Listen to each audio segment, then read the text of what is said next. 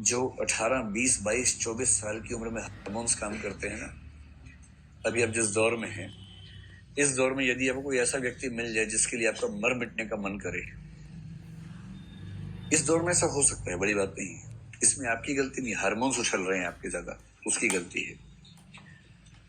और किसी पर आप मान लीजिए बहुत ज्यादा मतलब क्या है, कुर्बान है, और वो आपसे कहे कि देखो मेरे साथ ऐसा हो गया है, मेरे घर में ऐसा हो गया है, क्या तुम मेरे लिए अपनी जान दे सकते हो?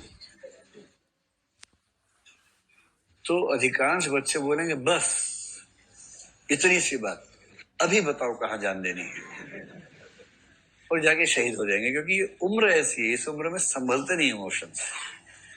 जब आप 30-35 साल के हो जाएंगे ना, उसके बाद यदि आपको प्रेम हुआ, बुढ़ापे वाला प्रेम हुआ मान लीजिए, और तब कोई कहे मेरे लिए जान दे दोगा, जान छोड़ो, पान भी नहीं दूंगा मैं तो, है ना। अपना काम खुद किया करो, नाटक करने की जरूरत नहीं है। घर में दिक्कत है, खुद सोल्व करके आओ, मैं नौकर हूं तुम्हारा, जान दे दूंगा, जान दे दो। तो उम्र के अंतर से होता है। अभी जो आप 16 से 22-24 साल की उम्र होती है ना, ये छलकूद वाली उम्र है, इसमें टेस्टोस्टेरोन उछलता रहता है बहुत ज्यादा और संभलता नहीं। तो इसका जो नायक है लहना सिंह, इसी दौर का व्यक्ति है। बचपन से एक लड़की से प्यार करता था, पर जैसा कि अक्सर होता है, शादी नहीं हो पाई उससे। ऐसा भारत में ही होता है, विकसित देशों में शादी हो जाती है, वहां तो पेरेंट्स कहते हैं भाई शादी कर लो, हमें मत परेशान करो। फिर वो कहता है कि इससे करनी, बोले हाँ कर लो, और थोड़ा विरोध तो करो। विरोध क्यों करेंगे भाई, तुम्हें शादी करनी, तुम्हें जीने जियो, हम क्यों विरोध करेंगे, 10 पैसे मत मांगना हमसे, जाओ। और यहाँ तो यह है कि पूरे गांव की नाक का सवाल हो जाता है। क को ख पसंद है, 2 गांव तनाव में इस बात से, 2 कुनबे, 2 गोत्र तनाव में आ गए हैं, 2 शहर तनाव में। क्यों? क्योंकि क को ख पसंद है, बस। इतनी बेरोजगारी दुनिया में कहीं नहीं है, केवल भारत और भारत जैसे देश, जैसे पाकिस्तान में भी इतना तनाव हो जाता है। पाकिस्तान तो कैसा देश है समझ नहीं आता है। अभी वो एक ईसाई महिला वाला जो केस चल रहा है वहां पर, मैंने उस केस को पढ़ा तो मैं दंग हूं कि इतना जाहिल कोई देश कैसे हो सकता है। थोड़ा बहुत तो सब होते हैं, हम भी कम नहीं है, लेकिन कोई कंपटीशन तो होना चाहिए आसपास देशों से। एक ईसाई औरत ने एक बार क्या किया कि जब सब लोग बैठे हुए थे, एक मुसलमान व्यक्ति को अपनी चाय या कोई शरबत जैसा कोई ड्रिंक जो उसके मुंह से लगा हुआ था उसको पिला दिया। इतना किया, यानी कुछ झूठा दे दिया, जो यारी दोस्ती में कोई भी कर सकता है। अगर दोनों दोस्तों को झूठे से दिक्कत ना हो तो लोग करते ही हैं ऐसा, उसमें क्या दिक्कत है। इस बात से हल्ला मच गया कि एक ईसाई औरत ने एक मुसलमान आदमी का धर्म भ्रष्ट कर दिया है। और वहां एक कानून है पाकिस्तान में, ईश निंदा कानून कहते हैं, जो गैर मुसलमानों पर लागू होता है, जिससे मृत्यु दंड का प्रावधान है, और जिसमें अपराध हुआ या नहीं इसका निर्णय करने के आधार बहुत लचीले हैं। यानी हियर से एविडेंस, हियर से एविडेंस का मतलब है कि किसी ने कहा कि मैंने ऐसा सुना था कि ऐसी कुछ बात हुई है, इस पर भी फैसला हो जाता है। उसमें लोअर कोर्ट ने फैसला दिया कि हाँ इसे धर्म भ्रष्ट किया है, और उसकी सजा क्या है, फांसी, मृत्युदंड। आप कल्पना कीजिए, अपने किसी परिचित व्यक्ति को अपने जूठे कप से चाय पिला देने की सजा मृत्युदंड है। अभी सुप्रीम कोर्ट ने कहा कि गधापन है, बेकार की बात है, मृत्युदंड नहीं मिलेगा, और उसके खिलाफ बहुत बड़ा जनसमूह सड़क पे उतर गया है कि इसको मारो, इसको मारो, क्यों नहीं मारोगे इसको।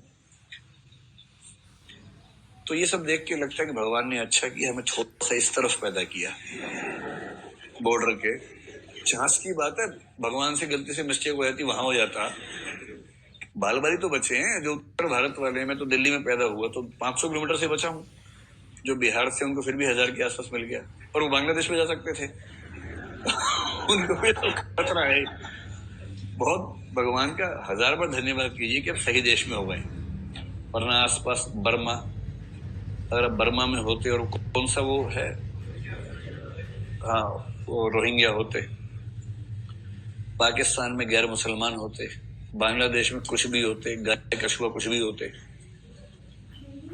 श्रीलंका में अगर आप तमिल होते, बहुत सही जगह हो गए हम लोग। इसका बड़ा धन्यवाद कीजिए भगवान को। तो नायक बचपन से प्यार करता था, नायिका से शादी हो नहीं पाई।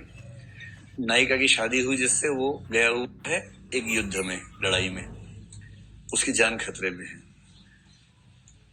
और ये लहना सिंह जो बचपन से प्यार करता है, बचपन से लट्टू है, नायिका ने उससे बहुत प्यार से कहा कि क्या तुम मेरे पति की जान बचाने के लिए जाओगे? उसने कहा, अरे मेरे जीवन का उद्देश्य ही क्या है इसके अलावा?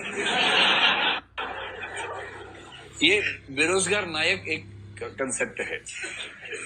नायिका कह रही है कि मैं शादी कहीं और कर रही हूँ। नायक क्या बोल रहा है? जब कोई तुम्हारा हृदय तोड़ दे, तड़पता हुआ जब तुम्हें छोड़ दे, तब तुम मेरे पास आना प्रिय।